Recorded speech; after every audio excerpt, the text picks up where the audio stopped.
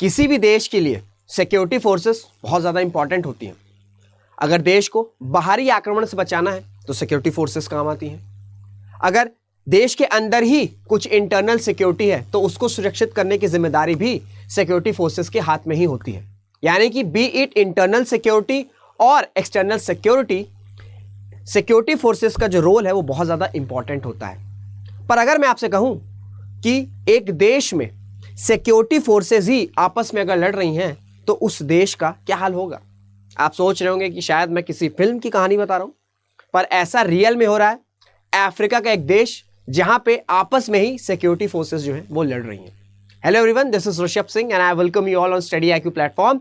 और आज की वीडियो में हम डिस्कस करेंगे सूडान क्राइसिस, और सूडान क्राइसिस में किस तरीके से एक लार्जर जियोपॉलिटिक्स गेम खेली जा रही है between USA and Russia, and at last Bharat के लिए क्यों एक ये कंसर्निंग इशू है। क्योंकि अगर मैं बात करूं सूडान की, तो सूडान में 3000 से लेकर 4000 तक इंडियंस जो हैं वो वहां पे फंसे हुए हैं, और इस वजह से जो इंडियन गवर्नमेंट है, जो इंडियन अथॉरिटीज़ है, वो एक क्लोज आई वॉच कर रही है कि जो सूडान है वहाँ पे जो क्राइसिस हो रहा है, जो वॉयलेंस हो रहा है, वो किस तरीके से बढ़ रहा है।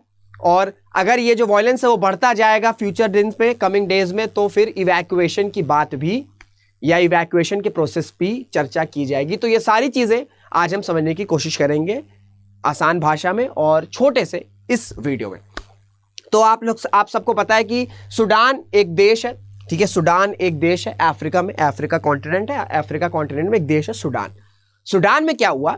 सूडान में ये हुआ कि जो सिक्योरिटी फोर्सेस है सूडान की, वही आपस में लड़ने लग गई क्योंकि उनके बीच में कुछ पावर टसल हो गई थी। वो सारी चीज़ें हम समझेंगे। अभी हो क्या रहा है सूडान में कि खुलेआम सड़कों पे गोलियां चल रही हैं, वॉयलेंस हो रहा है, कुछ इस तरह का सिनेरियो है।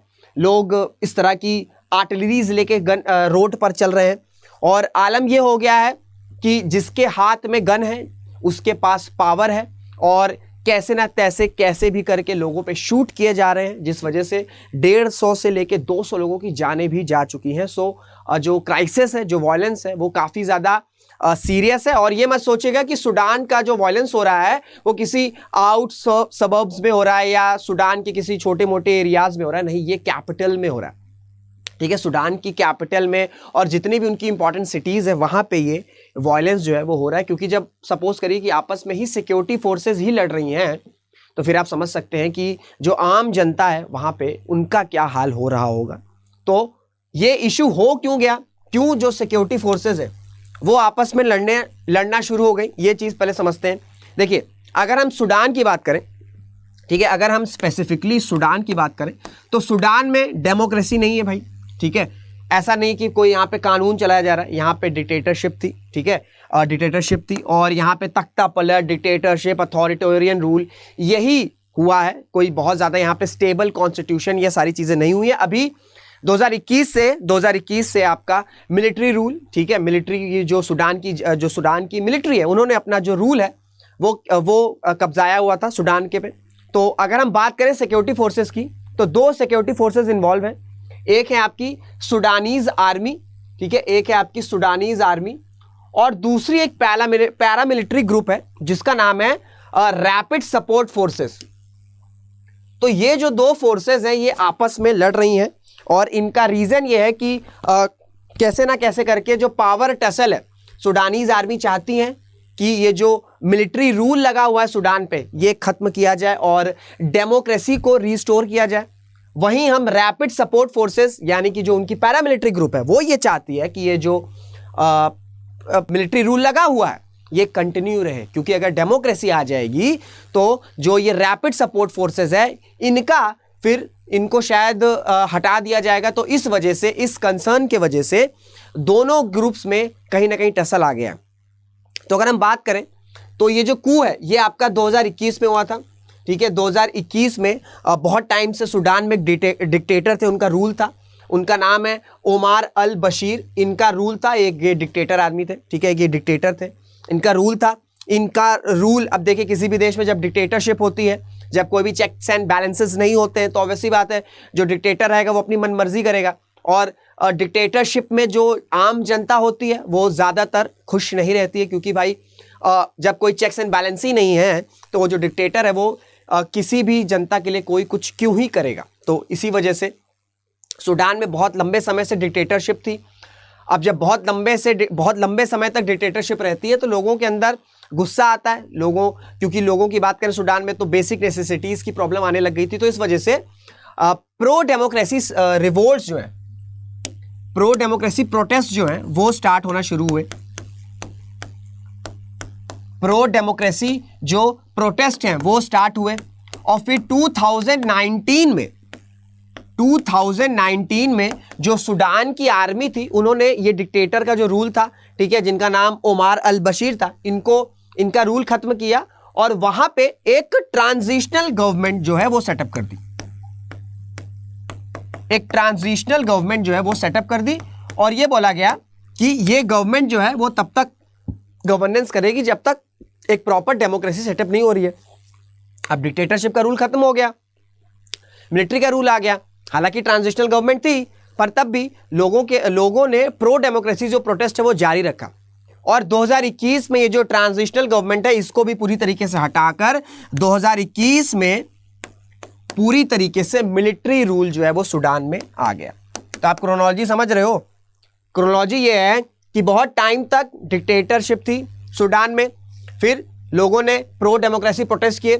2019 में जो सूडान की सेना थी, जो सूडान की आर्मी थी, उन्होंने डिक्टेटर का रूल को खत्म कर दिया, डिक्टेटरशिप हटा दी, एक ट्रांजिशनल गवर्नमेंट सेटअप कर दी इन सूडान। बट तब भी लोगों को जो प्रो डेमोक्रेसी सपोर्ट है, जो प्रोटेस्ट है वो चल रहा था और 2021 में ये ट्रांजिशनल गवर्नमेंट को भी हटा के पूरी तरीके से मिलिट्री रूल स्टैब्लिश कर दी और मिलिट्री रूल दोनों फोर्सेस चला रही थी, आपकी सूडानीज आर्मी भी और आपकी रैपिड सपोर्ट फोर्सेस भी। अब इन दोनों में रिफ्ट आ गई।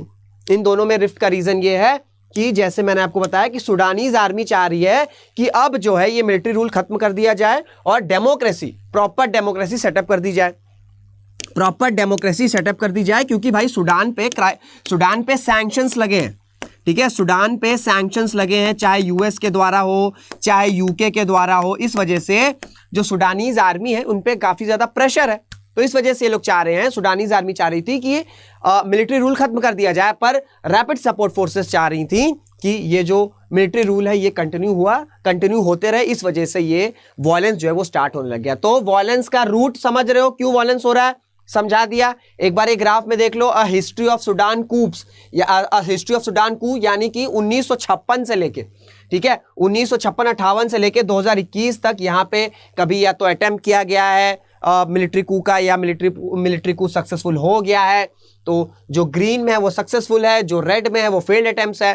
तो बस आप देख रहे होगे कि ग्रीन है, रेड है, ग्रीन है, रेड है, ग्रीन है, रेड है, ठीक है। येलो आपका है एलीड प्लॉट, यानी कि तैयारी की जा रही थी। तो बस सूडान की अगर आप हिस्ट्री देखोगे तो ये सूडान में बहुत ज़्यादा शांति नहीं रही है, ठीक है, यहाँ पे इसी तरह की क्राइसिस होती रही है। तो अभी लेटेस्ट क्राइसिस क्यों हो रही है ये चीज़ मैंने आपको बता दी। आप सूडान का मैप देख लो और सूडान के आपस के नेबरिंग कंट्रीज देख लो। भैया आपके प्रीलिम्स के लिए ये इंपॉर्टेंट क्वेश्चन है। सूडान के बारे में तो जान लो सब चीज़। नेबरिंग कंट्री, कैपिटल क्या है? कैपिटल है आपकी खार्टूम। तो सूडान की कैपिटल की बात करें है खार्टूम, और साथ ही साथ नेबरिंग कंट्रीज, भाई इसकी तो आप स्क्रीनशॉट ले लो, ठीक है, इंपॉर्टेंट है ये, आपसे प्रीलिम्स में एज इट इज पूछा जाता है।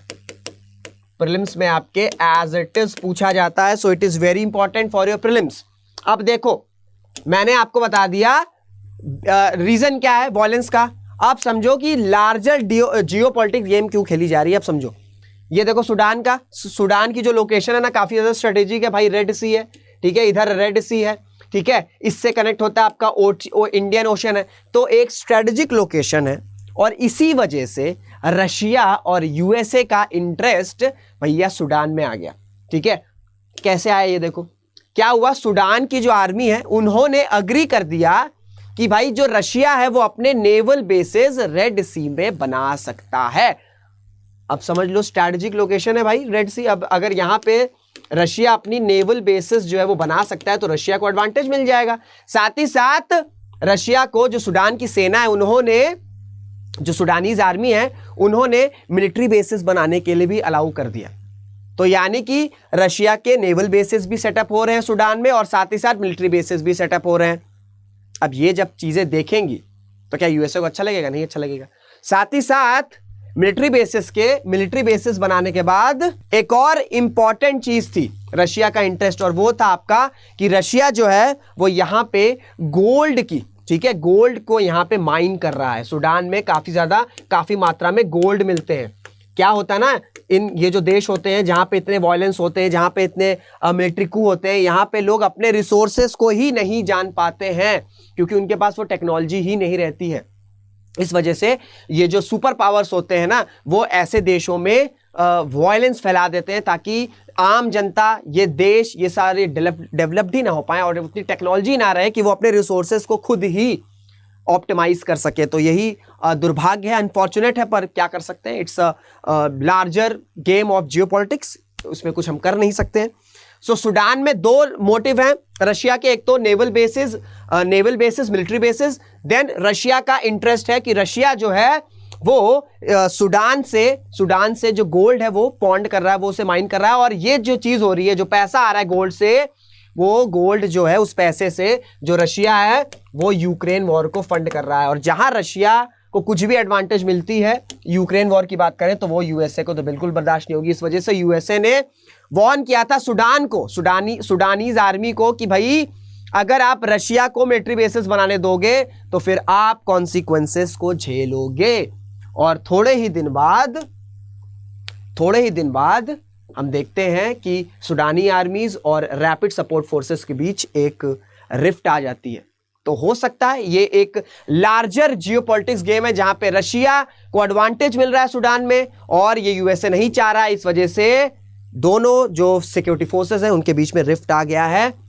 अब देखते हैं ये जो डेवलपिंग न्यूज है, रशिया क्या इस वायलेंस को रिड्यूस कर सकता है, क्योंकि रशिया के लिए सूडान बहुत ज्यादा इंपॉर्टेंट है। तो इस वजह से अगर रशिया जो है इंटरफियर करके यहाँ पे वायलेंस को शांत करा सकता है तो बहुत अच्छी बात है भाई, क्योंकि किसी भी देश में कोई भी आम व्यक्ति को अगर कोई तकलीफ होती है, उनकी जान जाती है तो देख के खराब लगता है, ठीक है, दिल दुखता है, भले हम उनको जानते ना हो, पर ह्यूमैनिटी है, ठीक है, ह्यूमैनिटी सबसे बड़ा रिलीजन है।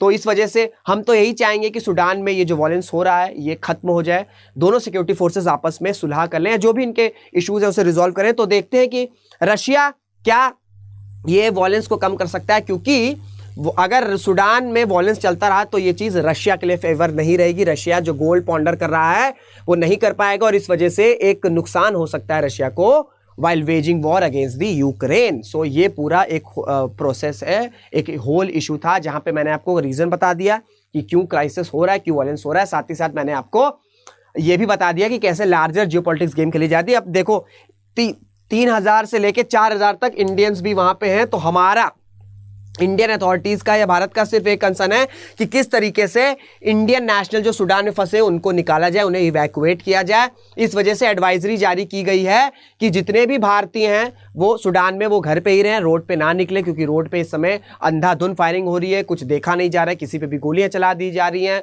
बॉम्ब्स फट रहे हैं। तो इस वजह से जितने भी इंडियंस अपने घर पे ही रहें, बिल्कुल भी बाहर ना निकलें। और जो भारत है वो जो सूडान है उसको पूरी प्रॉपरली चेक कर रहा है और उम्मीद यही है कि वायलेंस कम हो जाए। अगर वायलेंस कम नहीं होगा तो आने वाले टाइम में एक प्रॉपर इवैक्यूएशन भी प्लान किया जा सकता है। सो ये था पूरा एक लार्जर जियोपॉलिटिक्स, सूडान का क्राइसिस क्यों हुआ, किस तरीके से हुआ, कैसे एक लार्जर जियोपॉलिटिकल इंटरेस्ट और साथ ही साथ इंडिया पे क्या इंपैक्ट आ सकता है। इंडिया की सबसे बड़ी चीज, इंपॉर्टेंट चीज ये है कि कैसे हम अपने इंडियन नेशनल्स को वहां से सेफली निकाल के या तो हम इंडिया ला सकते हैं या तो हम नेबरिंग कंट्रीज जो फ्रेंडली कंट्रीज हैं अफ्रीका में, वहां पे हम उनको ठहरा सकते हैं, जिस तरह से हमने यूक्रेन में किया था। यूक्रेन से हमने जो इंडियंस निकाले थे बहुत सारे हमने पोलैंड में हॉल्ट किए थे, उसके बाद पोलैंड से फिर जो है हमने उनको भारत लाया था। तो ये था पूरा सूडान क्राइसिस। उम्मीद करता हूँ आपको सारी चीज़ें समझ में आ गई होंगी, बहुत ही आसान भाषा में मैंने आपको समझाने की कोशिश करी है। कोई भी डाउट हो रहेगा आप कमेंट में अपने डाउट्स जो है वो पिन डाउन कर सकते हैं। और लाइफ में अगर आपको सीरियसली एक बार यूपीएससी या स्टेट पीएससी की तैयारी करनी है, आप स्टडी IQ की वेबसाइट पर जाके कोर्स में एनरोल कर सकते हो। कुछ नहीं करना है, you have to just put my code, the code is RS Live, and जैसे ही आप मेरा कोड इंटर कर दोगे you will be able to purchase this combo course where you will be getting UPSC plus any of your preferred state PSCs on a discounted price and the price is 21,999। So ये छोटी सी information देनी थी। मुलाकात करेंगे आपसे अगले video में, तब तक अपना ध्यान रखिएगा, मेहनत करते रहिएगा, खुश रहिएगा। जय हिंद, जय भारत।